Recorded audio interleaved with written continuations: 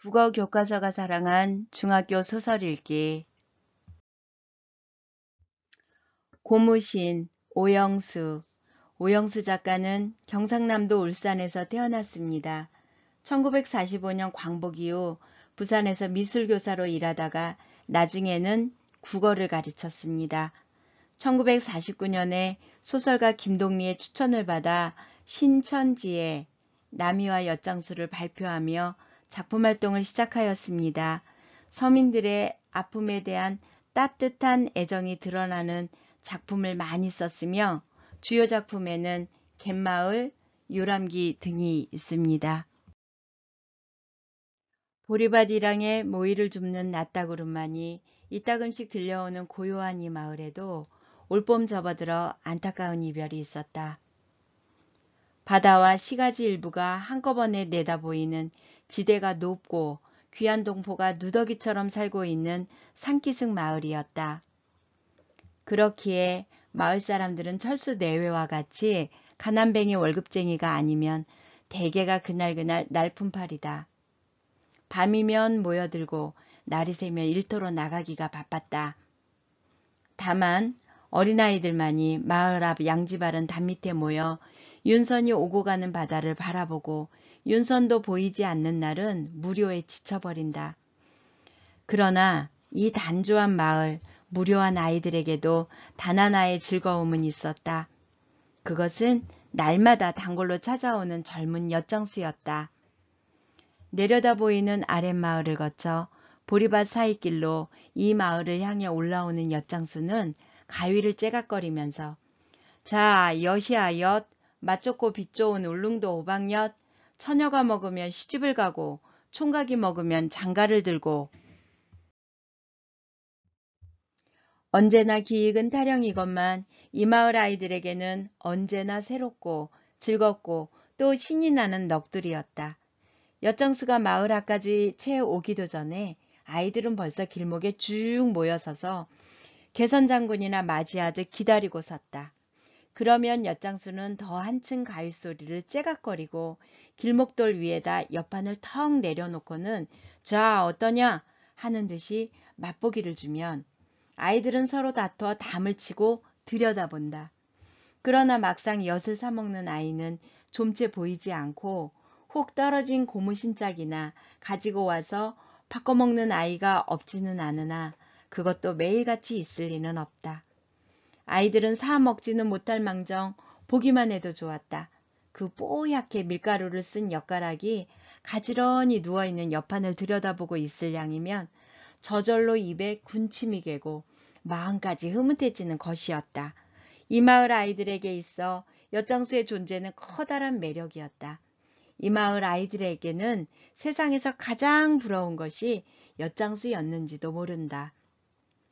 철수가 막 저녁 밥상을 받자 그보다 먼저 저녁을 먹은 6살짜리 영희와 4살짜리 윤희놈이 상머리에 와 앉는다.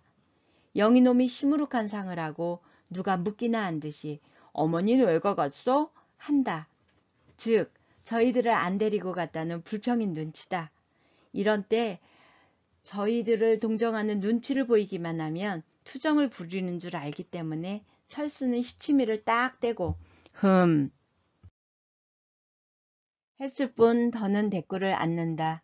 윤희는 밥술 오르내리는 것만 하염없이 바라보고 있는데 영희는 제 말한 것이 아무 반응이 없어 계면쩍어 앉았다가 갑자기 생각난 듯이 앉은 걸음으로 한 걸음 앞으로 다가앉으면서 아버지 하고는 채 대답도 듣기 전에 아지마가 오늘 윤희 때리고 날 꼬집고 했어 한다.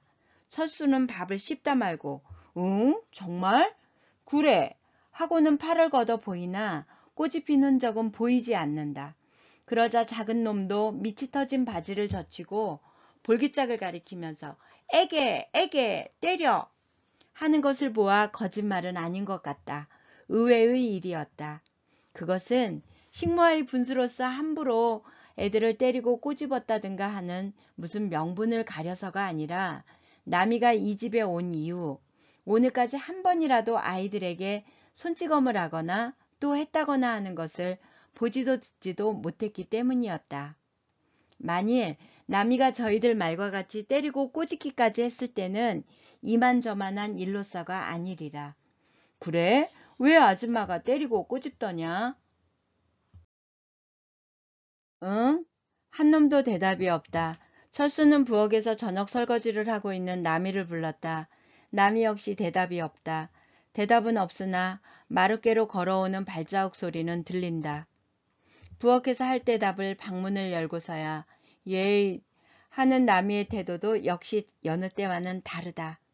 철수는 부드러운 목소리로 오늘 왜 윤희를 때리고 영희를 꼬집었냐? 아니, 때리고 꼬집은 것을 나무람이 아니라 애들이 무슨 저지레를 했느냐 말이다. 그제야 남이는 옆눈으로 영희와 윤희를 한번 흘겨보고는 오늘 뒷개울에 빨래를 건세 영희와 윤희가 제 고무신을 들어다 엿을 바꿔 먹었어요. 어이없는 소리다. 철수는 멋이 어쩌고 어째? 하고는 밥술을 걸쳐놓고 남이에게로 돌아앉으면서 아니 그래 넌 빨래 갈 때 신을 벗고 갔더냐? 아니요. 그럼 집에서 쉬는 신 말고요. 옥색 신을요. 철수는 또 한 번 놀라지 않을 수 없었다. 응? 옥색 신이다? 예. 이 옥색 고무신으로 말하면 바로 작년 8월 대목이었다. 철수가 남이더러 추석 치레로 멋을 해주면 좋으냐고 물었을 때 남이는 옥색 바탕에 흰 테두리한 고무신이 소원이라고 했다. 옷은 작년에 지어둔 것이 있다는 말을 철수는 그의 아내에게서 들었기 때문에 한껏 해야 크림이나 한 통 사줄 생각으로 말한 것이 의외에도 옥색 고무신이라는 데는 철수도 당황하지 않을 수 없었다. 그러나 한번 해준다고 한 이상 과하니 어쩌냐 할 수도 없고 해서 좀 무리를 해서 일금 360원을 주고 사줬던 것이다. 남이는 무척 기뻐했고 그만큼 또 그 신을 아꼈다. 제가 쓰는 괴짝 속에 감춰두고 특별한 출입, 이를테면 명절날이나 또는 심부름 갈 때나 학교 운동회 때나 이 아니면 좀째 신질 않았고 또 한 번 신기만 하면 귀엽고 비누로 씻고 닦고 했다. 그렇기에 신이 닳기보다 닦아서 닳는 것이 더했으리라. 그래 그 신을 어디다 뒀길래? 마루 끝에 더 엎어둔걸요? 왜 마루 끝에 뒀니? 씻어서 말린다고요.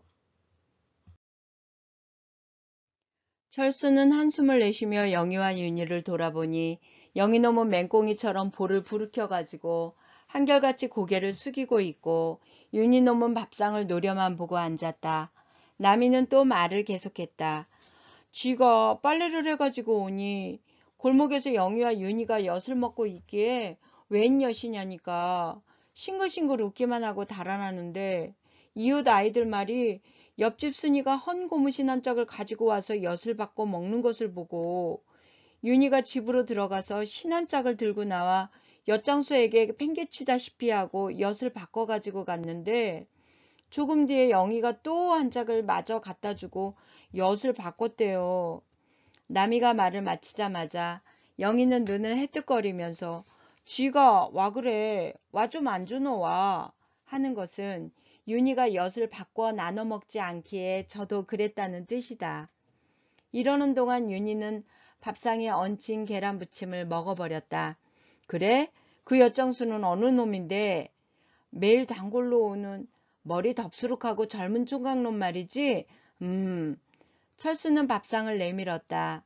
남이는 남이대로 이놈의 엿장수 오기만 와봐라 하고 벼르면서 밥상을 내갔다. 영희놈도 슬며시 일어나서 윤희 옆에 가서 잘 작정을 한다. 부엌에서는 남이가 엿장수에 대한 안가품을 하는 셈인지 솥전에 바가지 닥들이는 소리가 요란하다.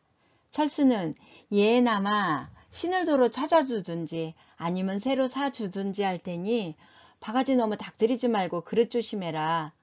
그러고는 담배를 붙여 물었다. 그러나 세상이 도둑판이고 따라서 요즘 엿장수란 엿파는 빙자로 빈집을 노려 요강, 대야, 훔쳐가기가 예사고 심지어는 빨래까지 걷어가는 판인데 신으로 말하면 도둑질해 간 것도 아닌 이상 그놈을 잡고 힐난을 한 대자 쉽사리 찾아질 것 같지도 않았다. 영희와 윤희는 어느새 잠이 들었다. 웃옷을 벗기고 베개를 베어주고 철수도 옷을 갈아입고 자리에 누웠다. 밖은 물기 먹은 초열을 딸이 희풋한데 나미는 설거지를 마쳤는지 부엌은 조용하다. 어디서 아낙네들의 웃음소리가 먼 듯 가까운 듯 들려오고 밤은 간지럽게 깊어갔다. 나미가 세숫대야에 걸레랑 헌 양말이랑 담아 옆에 끼고 막 대문을 나서는데 엿장수의 가윗소리가 들려왔다. 엿장수는 마을 중턱 보리밭 사이길을 올라오고 있었다. 나미는 대문 설주에 몸을 붙이고 엿장수를 기다렸다. 엿장수는 마을 앞에 오자 한층 더 목소리를 높여 자, 떨어진 고무신이나 백철 부서진 거, 삼배, 속고 떨어진 거나 째깍째깍 저놈의 엿장수 미쳤는가배 하고 입속말로 중얼거렸고 마을 아이들은 어느새 엿장수를 둘러쌌다. 엿장수가 옆판을 길목에 내리자 나미는 가시처럼 콕 찌르는 소리로 보소! 엿장수는 놀란 듯 힐끗 한번 돌아보고는 담을 싼 아이들을 헤치고 나미에게로 오는데 나미는 입을 셀쭉하면서 대뜸 내신 내놓소! 했다. 엿장수는 걸음을 멈추고 한참 동안 나미를 바라보다 말고 은근한 말투로 쉬는 웬 쉬뇨? 하고는 상대편의 의심을 받을 만큼 희죽이 웃어 보이자 나미는 눈을 까칠해가지고 잡아 떼면 누가 속을 줄 아는가배? 그러나 엿장수는 수양버들 봄바람 만듯 연신 희죽거리며 뭘요? 금은밤에 홍두깨도 분수가 있지. 나미는 발끈하고 신말이요. 신을요? 어제 우리 집 아이들이 꿰어간 옥색 고무신 말이요. 엿장수는 머리를 벅벅 긁으며 꿰기는 누가? 하고는 한 걸음 앞으로 다가서서 길 아래 위를 살핀 다음 낮은 소리로 그 신이 당신 신이던교? 누구 신이든 내놔요 빨리. 엿장수는 또 머리를 긁으면서 당신 신인 줄 알았으면야 이놈이 미친놈이 아닌다며야 하고 지나치게 고분거리는데 나미는 한결같이 앙사를 부린다. 내놔요 빨리. 엿장수는 손짓으로 어르듯 달래듯 가만 있어. 도가에 가보고 신이 있으면야 갖다 주고 말고 만일 신이 없으면 새 신이라도 사다 줄게요. 염려 마소. 하고는 남이 발을 눈재마는데 이때 난데없이 국달한 벌 한 마리가 날아와 남이의 얼굴 주위를 잉잉 날아돈다. 나미는 상을 찌푸리고 한 손을 내저 벌을 쫓고 목을 돌리고 하는데 벌은 갑자기 남이 저고리 앞섭에 붙어 가슴패기로 기어오르고 있다. 이것을 조마조마 보고 있던 엿장수는 가만 하고는 한 걸음에 뛰어들어 요놈의 벌이 하고 손바닥으로 벌을 탁 덮어 눌렀다. 옆에서 보기에도 민망스러운 순간이었다. 나미는 당황하면서도 귀 언저리를 붉히고 한 걸음 뒤로 물러서자 함께 엿장수의 소나기에는 벌이 쥐어졌다. 쥐킨 벌은 고스란히 있을 리가 없다. 한번 이잉 소리를 내고는 그만 손바닥을 쏘아버렸다. 동시에 엿장수는 앗 하고 쥐었던 손을 펴불며 안감질을 하는 꼴이 나미는 어떻게나 우스웠던지 그만 손등으로 입을 가리고 킥킥하고 웃어버렸다. 엿장수는 반은 울상 반은 웃는 상 나미를 바라보는데 나미의 송곳니가 무척 예뻐 보였다. 나미는 엿장수와 눈이 마주치자 무색해서 눈을 땅바닥으로 떨어뜨렸다. 살을 쏘아버린 벌이 꽁무니에 흰실 같은 것을 달고 거추장스럽게 기어가고 있다. 나미의 시선을 따라온 엿장수 눈이 이것을 보자 그만 억센발로 앵이 앵이 앵이 하고 만개 다지듯 짓밟고 문질러 자취도 없이 해버리자 나미는 또 웃음이 나올 것만 같아 문을 밀고 안으로 들어가 버렸다. 엿장수는 무슨 발작이나 막 하고 난 사람처럼 맥이 없었다. 어깨와 두 팔을 쭉 늘어뜨리고 나미가 들어간 문 쪽을 한참 동안 멍하니 바라보고 나서야 비로소 어슬렁어슬렁 옆판께로 돌아왔다. 옆판가에는 아이들이 파리떼처럼 붙어 있다. 보아하니 윤희는 아랫배에 두 손을 붙여 도사리고 앉아 엿을 노리고 있고 영희는 서서 아이들과 어느 것이 굵으니 작으니 하며 태태거리고 있다. 엿은 애들이 그새 얼마나 손질을 했기에 가루가 벗어지고 노르스름한 알몸이 드러난 것이 따끈한 봄볕에 쬐어 노그랄 대로 노그라졌다. 이런 엿은 누가 시험삼아 입에 넣어볼 양이면 단맛보다는 먼저 짭짤한 맛이리라.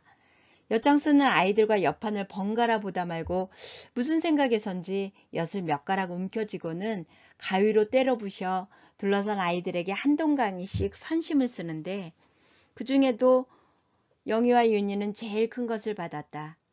엿장수는 한쪽 어깨에 비스듬히 엿판을 메고 연신 힐끗힐끗 철순의 집을 보아가며 다음 마을로 건너갔다.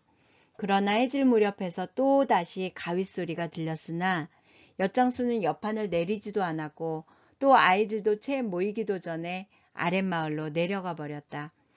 다음 날도 좋은 날씨였다. 먼 산은 선장 깬 여인의 눈시울처럼 자꾸만 선이 희미해 오고 수양버들은 아지랑이가 간지러운 듯 한들거렸다. 보리싹은 제법 파릇하고 남양담 밑에는 민들레가 놀란 듯 활짝 피었다. 오늘따라 엿장수는 일찍 왔다. 엿장수가 오는 시간을 누구보다 더 잘 알고 있는 이 마을 아이들에게 있어서는 적지 않은 사건이었다. 또 하나 의외의 일은 한 담배 참식이면 다음 마을로 가버리는 엿장수가 오늘은 제법 아이들과 시시떡거리고 놀기를 시작한 것이다.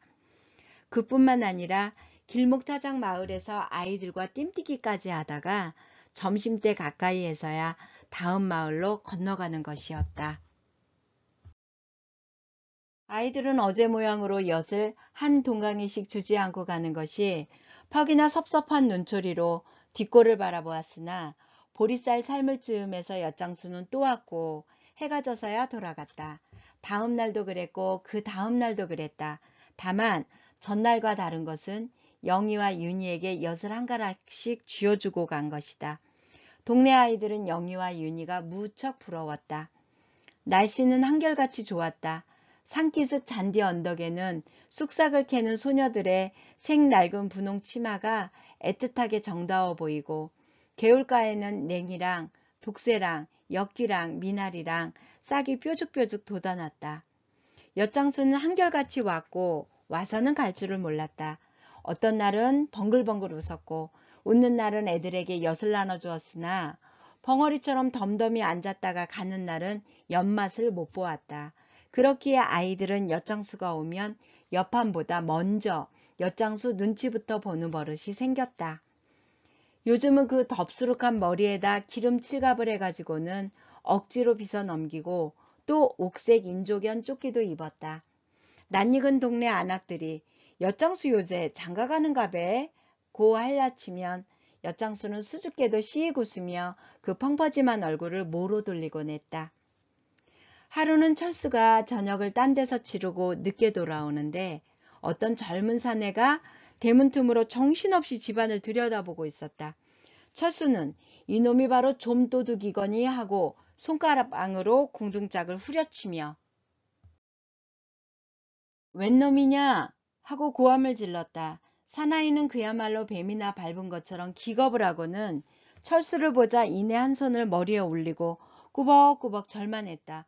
무엇을 훔치려고 노리는 거냐? 아, 아니올시더.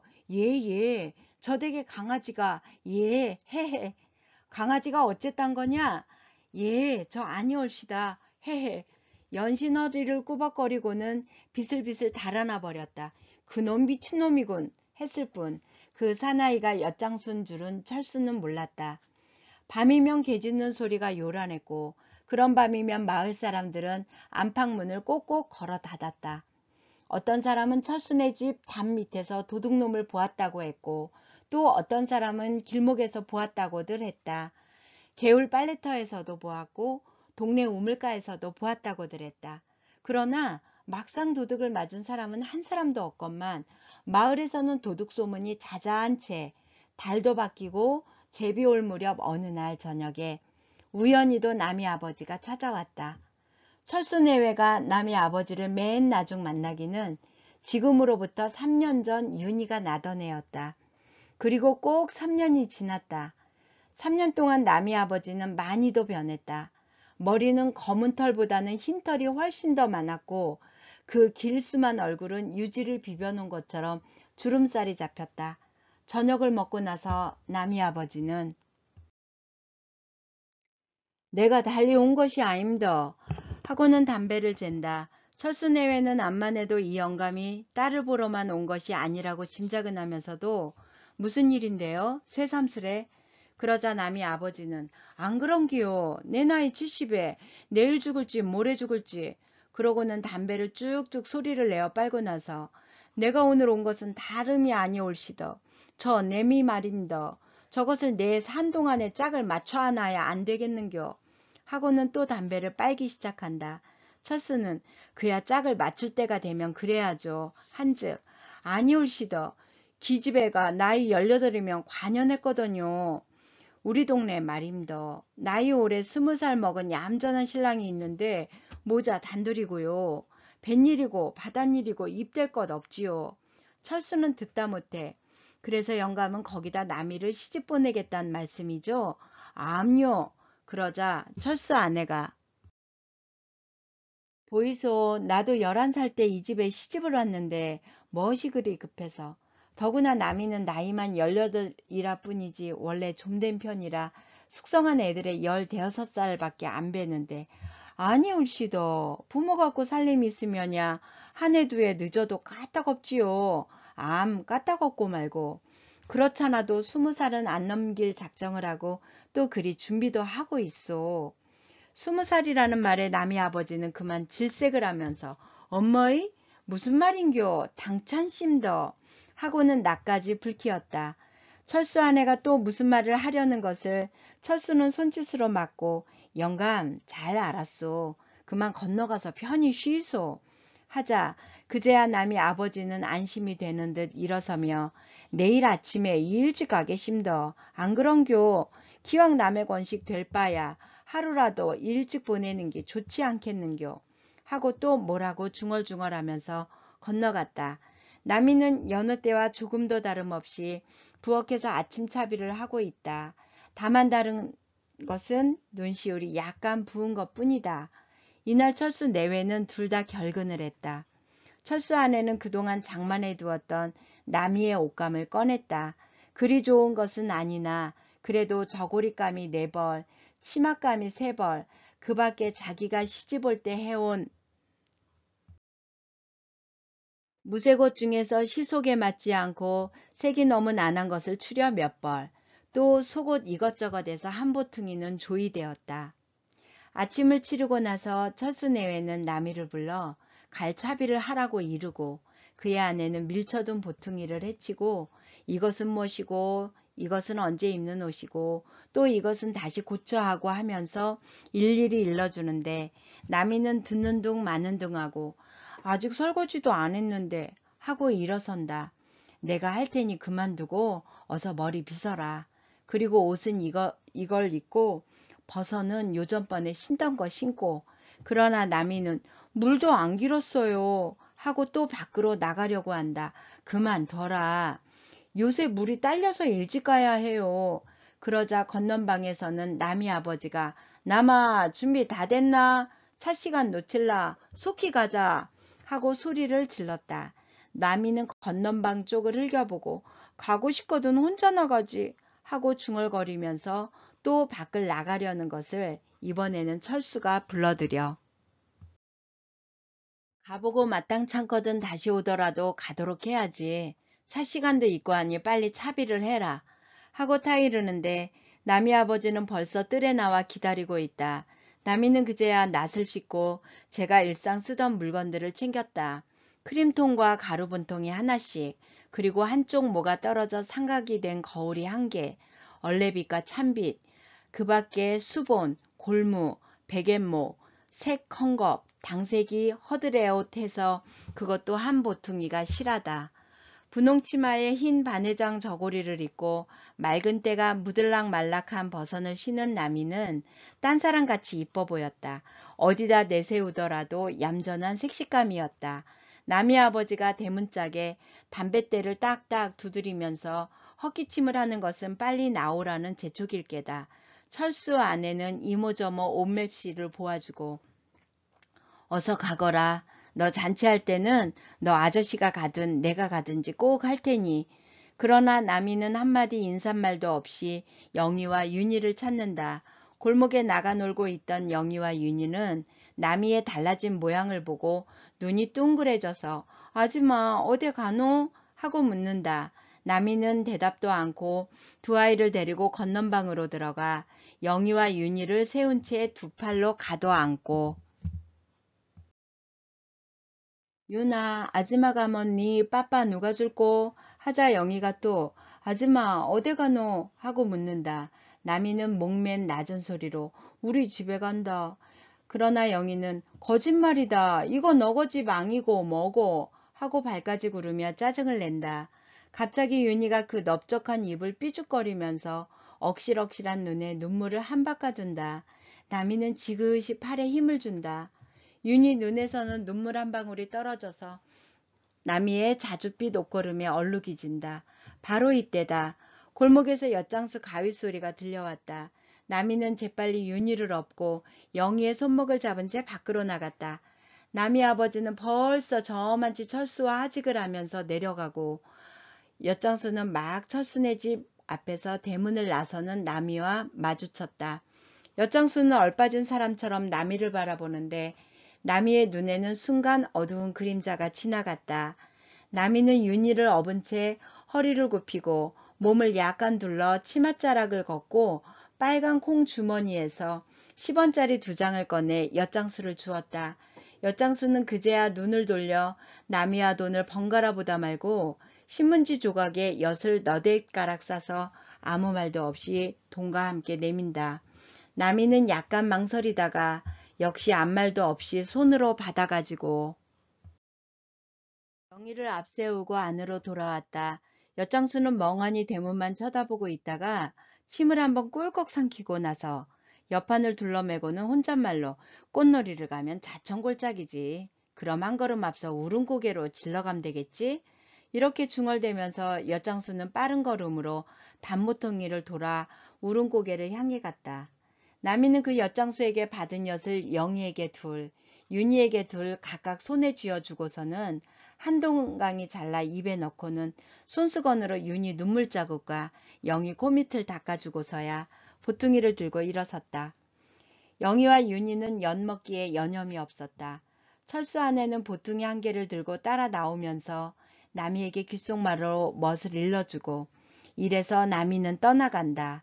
다만 한 가지 철수 내외에게 수수께끼는 마을 중턱에서 나미를 보내고 서서 그의 뒷모양을 바라보는데 나미가 어이한 옥색 고무신을 신고 가는 것이다.